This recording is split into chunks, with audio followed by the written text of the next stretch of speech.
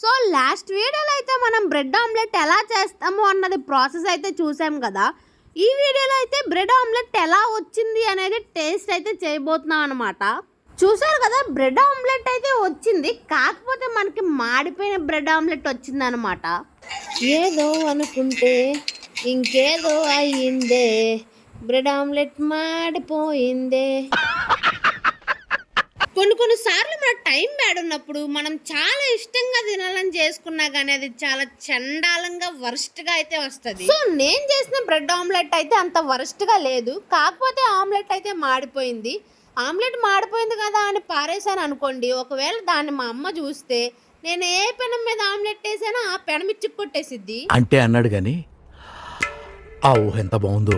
మీకు ఇంకా ఇలాంటి ఇంట్రెస్టింగ్ చేసుకోవాలా అయితే వెంటనే ఛానల్ని సబ్స్క్రైబ్ చేసేసుకోండి. అలాగే వీడియోకి అయితే ఒక లైక్ చేసేయండి. Okay bye.